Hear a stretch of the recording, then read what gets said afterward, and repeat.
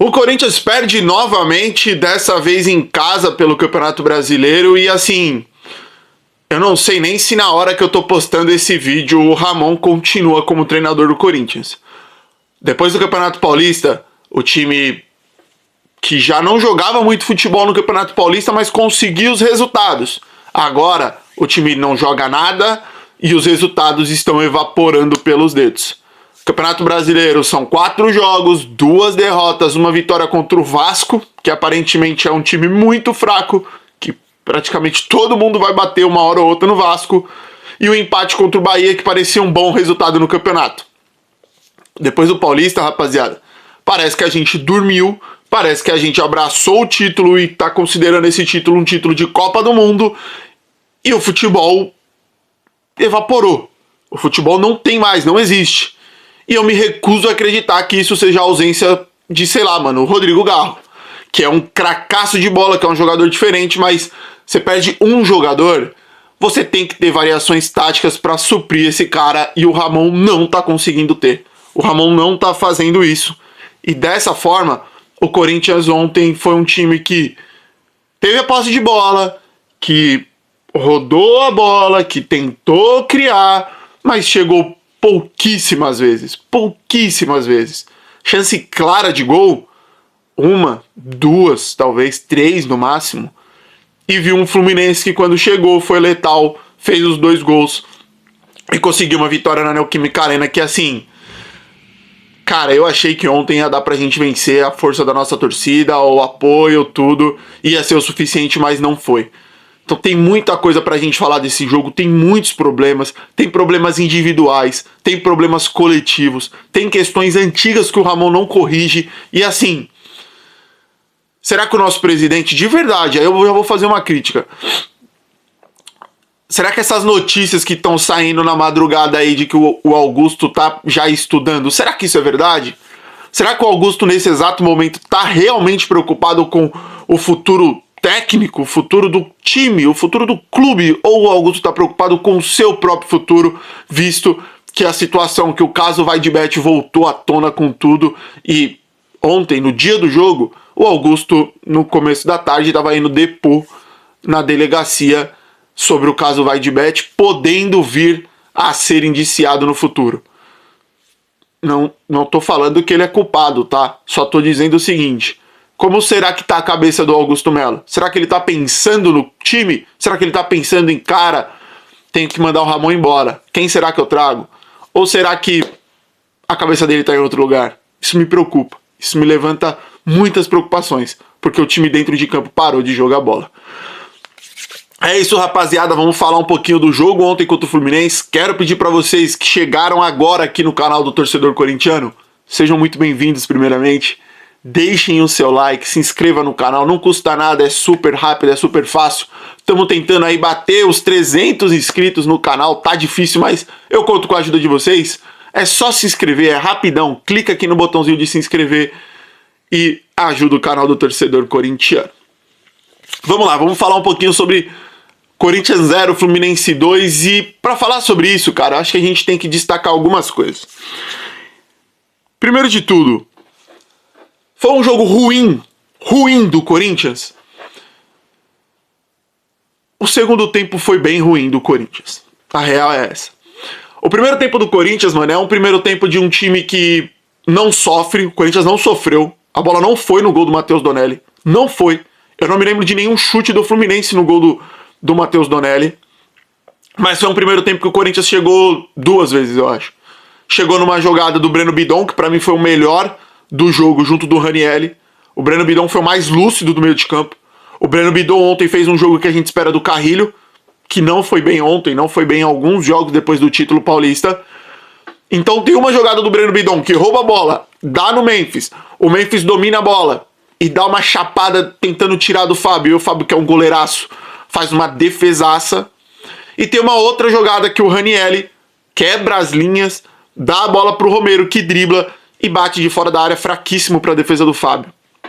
Foram essas as chances do Corinthians. Só que uma coisa que me incomodou demais no primeiro tempo do Corinthians, e até um pouco no segundo tempo, foi: prestem atenção e, cara, ter o vídeo, ter o jogo passando no YouTube, é muito bom, mano. Eu gosto demais.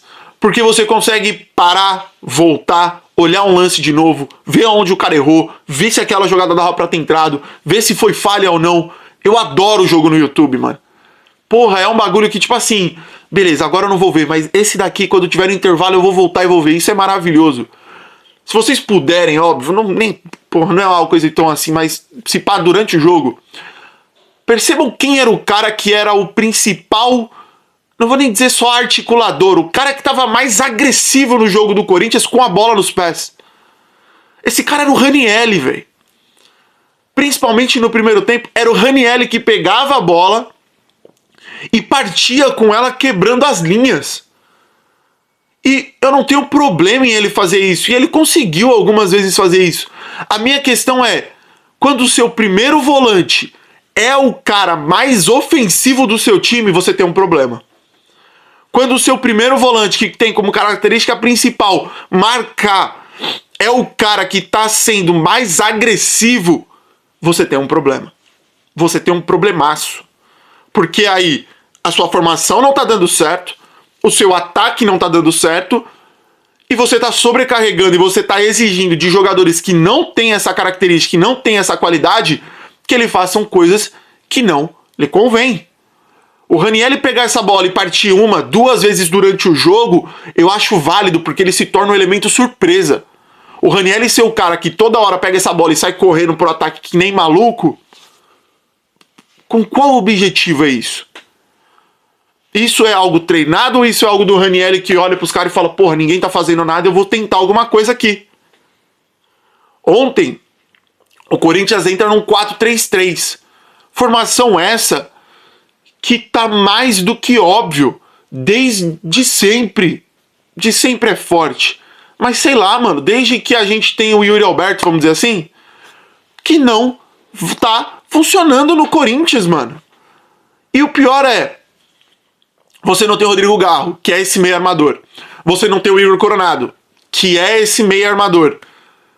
Será que não tem um cara no time que vamos pensar assim, ó, um cara que não é ponta, que é quase um segundo atacante, um cara com muita inteligência, com visão de jogo, o craque do seu time, que muito provavelmente consegue dar esse passo atrás, jogar um pouco mais recuado, um pouco atrás ali do Yuri Alberto, e se você quiser de mais um atacante, que pode suprir temporariamente a ausência do Garro e armar esse time. O Corinthians, vocês acham que não tem esse jogador?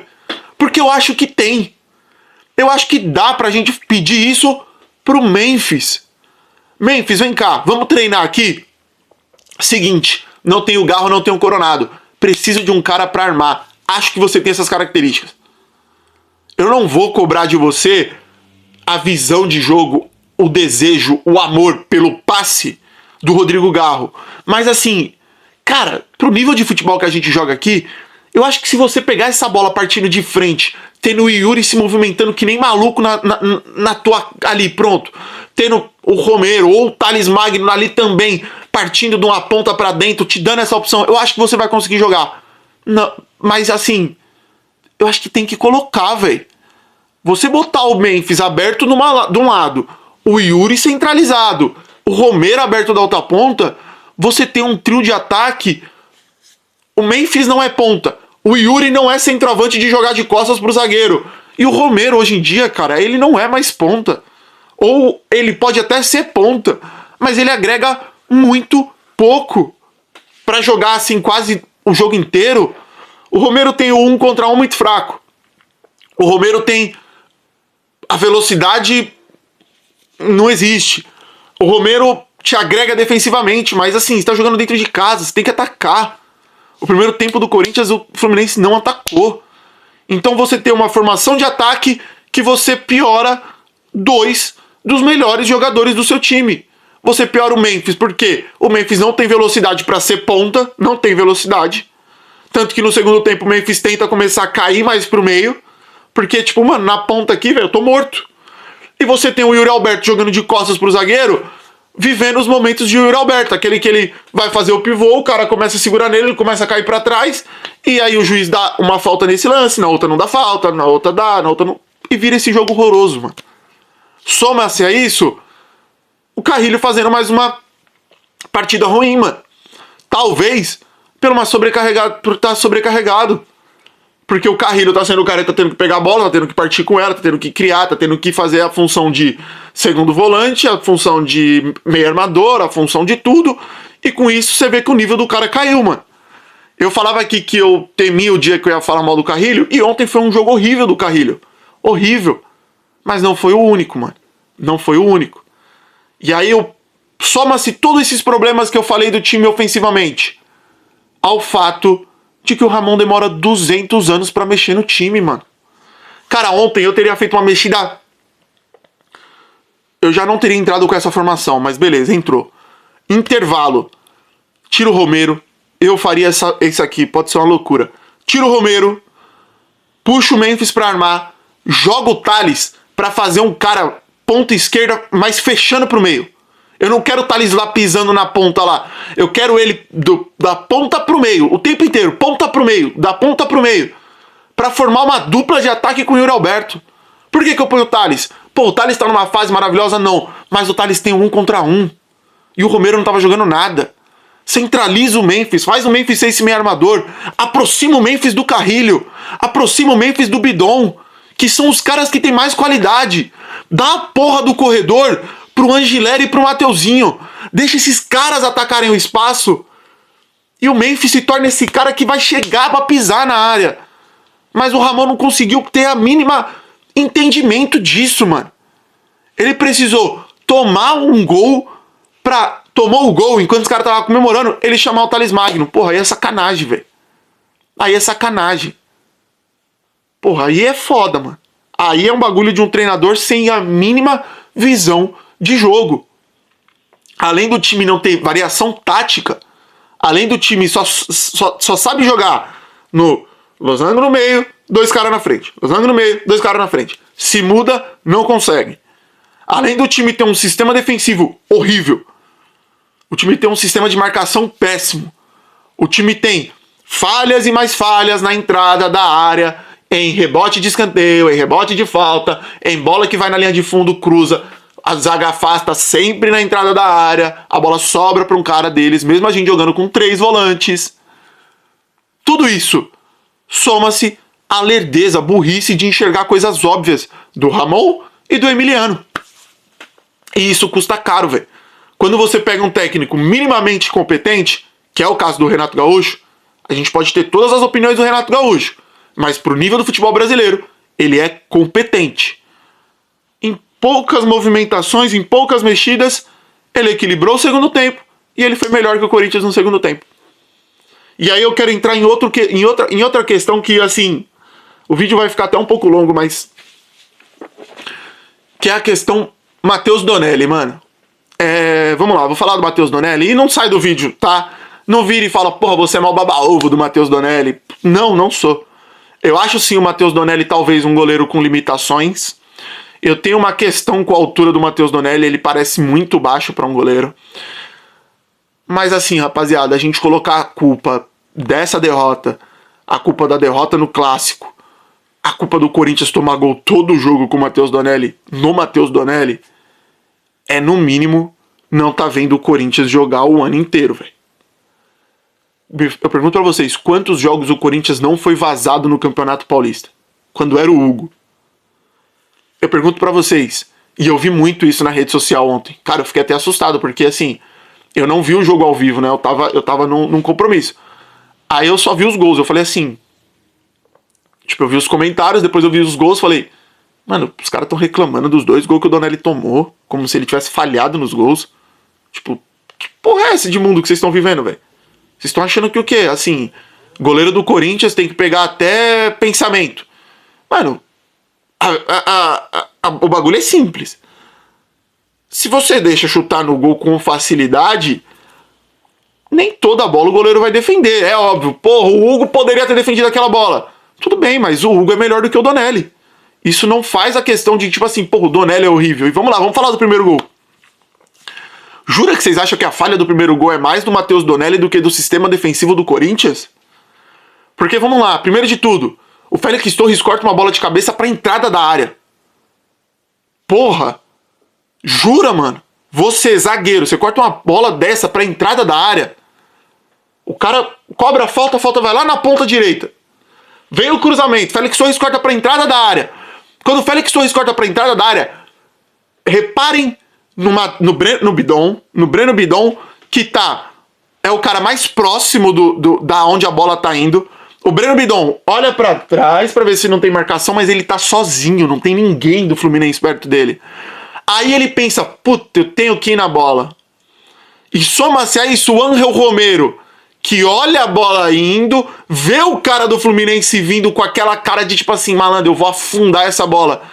E vai num trotezinho pra tentar abafar o chute do cara. Tá de sacanagem comigo. É sacanagem. Então assim, dois caras que o Bidon, mano, o Bidon não tem que estar na área, velho. O tamanho do Bidon. O Bidon tem que, se ele tá na barreira, volta recompondo pra entrada da área. Porque você é o volante, você é um cara baixo, você não vai ajudar nada lá na bola aérea. Ele não tá, soma-se ao Romero, que olha com uma lerdeza. E a batida do cara é uma porrada, reparem, uma porrada com vários jogadores na frente do Donelli. A questão é, se o Donelli pega aquela bola, ele não era o Donelli, ele era o Courtois, ele era o Ter Stegen, ele era o Neuer.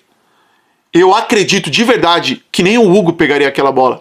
Pela força, pela quantidade de jogador na frente dele e pela dificuldade que é um chute daquele, rapaziada. Então assim, o Donelli chama gol. Mano, o coitado do Hugo também tava, porque a gente via todo jogo o Corinthians tomando gol. A diferença, e aí sim, é que o Hugo conseguia fazer milagres. Milagres e mais milagres. Porque a defesa do Corinthians é ridícula. A defesa do Corinthians é horrível. Então, pô, você ama o Donelli? Não. Mas eu tenho a mínima concepção de que o Donelli não é os problemas do Corinthians. Está na merda que tá. O problema é a facilidade que os adversários têm pra ou entrar na zaga do Corinthians ou finalizar de fora da área. Foi assim contra o Palmeiras. Foi assim hoje de novo. Foi assim contra o América de Cali. E foi assim hoje de novo. Peguem os gols, rapaziada. É tudo gol igual. Pega o gol contra o Bahia. Os caras entram na área do Donelli com uma tranquilidade. Fica difícil. E o pênalti, assim, o Corinthians mexeu. O pênalti do Martínez é sacanagem, mano. E aí é uma questão que, assim, me incomoda no Martínez. O fato dele ser 8 ou 80. Ou ele chega na bola perfeito, ou ele é extremamente afobado, extremamente maluco e sempre vai fazer uma cagada. Esse é o Martínez. E isso me incomoda. Porque o jogador ele não pode ser ou aqui ou aqui. Nem ao céu, nem ao inferno.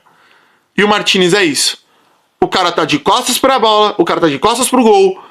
Ele podia ter cercado o cara. Ele vai todo afobado, pisa no tornozelo do cara e faz pênalti. E aí, se vocês acham que o Hugo pegaria aquele pênalti que foi batido na bochecha da rede, aí eu não sei o que dizer pra vocês, mano. De verdade. Tipo assim, porra. Se pá, nem o Dida pegava aquele pênalti, mano. E o Dida foi um dos maiores pegadores de pênalti que eu vi na história, mano. Porra, foi um pênalti muito bem batido, rapaziada. É um pênalti que o goleiro tem que esperar o John Arias ir até o final, porque é o cara que ele espera a mínima movimentação do goleiro pra deslocar o goleiro. Vamos aí, partimos disso? Então, cara, esse é um tipo de pênalti que é o seguinte: se o goleiro não sai antes, ele nunca vai chegar, porque a bola é muito no canto. Muito no canto, rapaziada. Então o Donelli teve que esperar até o último minuto. No que você espera até o último minuto, você não vai pegar esses pênaltis batidos lá no cantinho, não vai. E o Donelli não pegou, mano. Mas não é porque, pô, o Donelli não pegou. Cara, se o Hugo mantém a mesma tática de esperar até o último minuto, o Hugo não pegava. Se o Cássio, que é genial no pênalti, esperasse até o último minuto, o Cássio também não pegava. Foi um pênalti muito bem batido. Pênalti muito bem batido, goleiro nenhum pega. O goleiro, e é isso que muitas vezes eu converso com os caras e falo assim, o goleiro, 99% das vezes, ele vai pegar pênalti mal batido. Porque o pênalti bem batido é praticamente impossível. Se o cara dá uma porrada no meio do gol, você só vai pegar se por um milagre você ficar parado no meio do gol, se não esquece. Se o cara bater no alto, não pega. Não pega. Por que o Courtois pegou o pênalti do cara do Arsenal ontem? Porque foi um pênalti mal batido. Foi um pênalti horrível. Aí ele pega. Se o cara dá uma porrada naquele canto que o Courtois caiu, no alto, esquece, e é o Courtois.